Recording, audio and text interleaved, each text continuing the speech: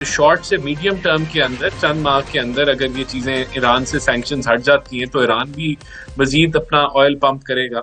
तो आपकी आलमी मंडी में जो आउटलुक है तेल की वो कमी है। तो ये जो तेल से रिलेटेड जो महंगाई आई है, ये इंशाल्लाह ताला अगर ये जंग सेटल, जो कि सुनने में भी आ रहा है कि अब चीजें मामला सेटल हो रही हैं और इस्लामाबाद अकॉर्ड जल्द होने जा रहा है, तो अगर ऐसा हो जाता है तो मैं समझता हूँ कि कीमतें रिवर्स होना शुरू हो जाएंगी और महंगाई काबू में आ जाएगी।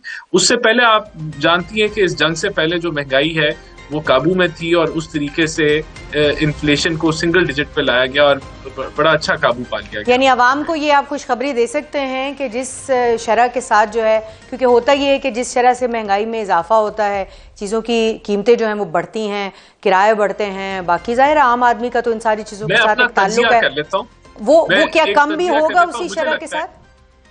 मुझे लगता है कि जो पेट्रोल प्राइसेस हैं आज से साल बाद ये 250 से भी शायद नीचे चली जाए। अच्छा, ये मैं एक अंदाजा मैं लगा रहा हूँ कि विद इन 1 ईयर ये 250 से भी नीचे चले जाए। अच्छा, हो सकता है पहले हो जाए, हो सकता है साल तक हो जाए, लेकिन साल तक जरूर हो जाए। ठीक हो गया, ठीक हो गया। ये तो आपने बड़ी, हमें आपके तज्जिए पे भी उम्मीद लगी है, क्योंकि ये तज्जिया भी हुकूमती तज्जिया है, तो ये बड़ा जो है वो हौसला अफजा किस्म का तज्जिया है। तो राना साहब, जीबी हुकूमत को लेकर जो है वो कुछ बदमज़गी कल हमने पार्लियामान के अंदर देखी है, और ये जो बदमज़गी है इसका बजट के ऊपर भी असर हुआ। हम उस मीटिंग के में भी मौजूद थे, वो भी हम कवर कर रहे थे कि जब हमने देखा कि बिलावल भुट्टो जरदारी जो है वो अचानक से उठकर चले गए और उन्होंने कहा कि खुद ही करें। फिर उसके बाद उनकी कोई 50 मिनट के करीब जो है वो एक बाद में टॉक भी आती है और उसके अंदर उनके तमाम गिले शिकवे मौजूद हैं। तो क्या जीबी हुकूमत की जो हुकूमत साजी का मामला है वो क्या आगे बढ़ चुका है, अब फैसला हो चुका है कि पाकिस्तान पीपल्स पार्टी हुकूमत बनाएगी, राजीनामे हो गए हैं, या अभी भी कोई जो है वो आगे मसाइल मौजूद हैं? ये देखिए, वो सेटल हो गया मामला। पीपल्स पार्टी को PMLN ऑपोजिशन में बैठेगी और पीपल्स पार्टी के लिए रास्ता हमवार है कि वो अपनी हुकूमत फॉर्म करे, और ये चीज़ अब सेटल हो गई। वो जो जिन 5 नशिस्तों का मामला था वो क्या हल हुआ? वो तो इलेक्शन कमीशन का डोमेन है, वो उसमें किसी पार्टी ने तो नहीं हल करना।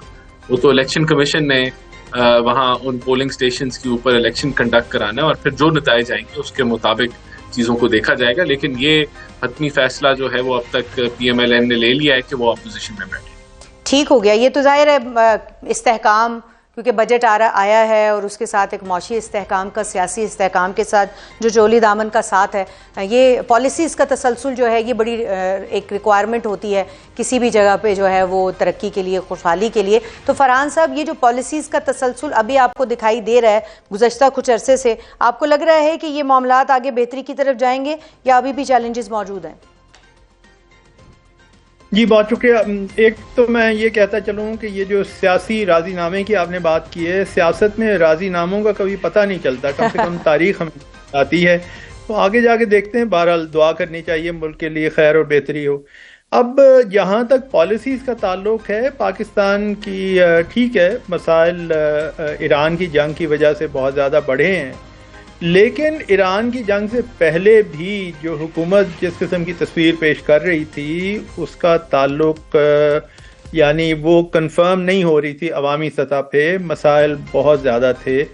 और आप ये भी देखिए कि अभी बजट की तवक्को थी 5 जून को, फिर उसके बाद फिर ये को आया क्योंकि नून लीग वो, तो इसलिए पॉलिसाइल काफ़ी दुश्वार हैं। ठीक है,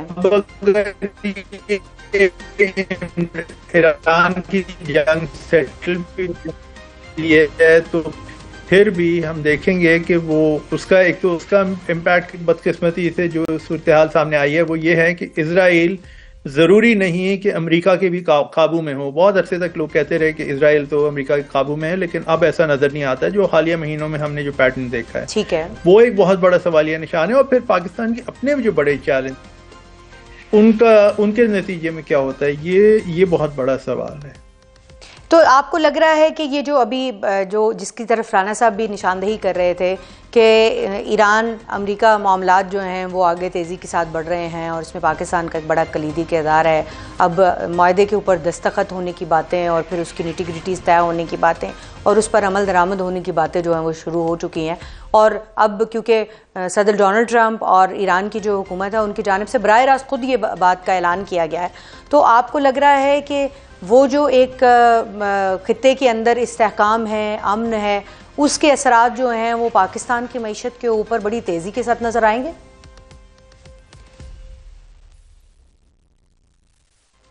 ये अगर ये हो जाता है तो ये एक पाकिस्तान के लिए ये एक बहुत बड़ी कामयाबी भी होगी जी, क्योंकि पाकिस्तान ने इस सीज फायर को किसी हद तक मेंटेन करने में एक बड़ा किरदार रहा है हमारा, और जाहिर है हमारी अपने भी इंटरेस्ट थे।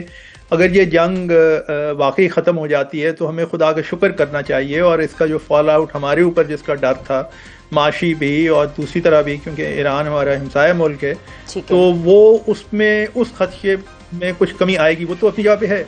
लेकिन अगर हम ये समझते हैं कि वो जंग ख़त्म होगी तो उसके अगले दिन से पाकिस्तान के सारे मसाइल हल हो जाएंगे और हमारी मईशत की तस्वीर बदल जाएगी, मेरा नहीं ख्याल ऐसा होगा। फरहान साहब, अभी हम जो राना साहब से भी बात कर रहे थे कि क्या आपको असरात दिखाई दे रहे हैं, क्योंकि IMF की हमेशा जो है वो बड़ी कड़ी शराइत होती हैं जिनके ऊपर से गुजर के, जिनको पूरा करके उसके बाद फिर आगे जाना होता है।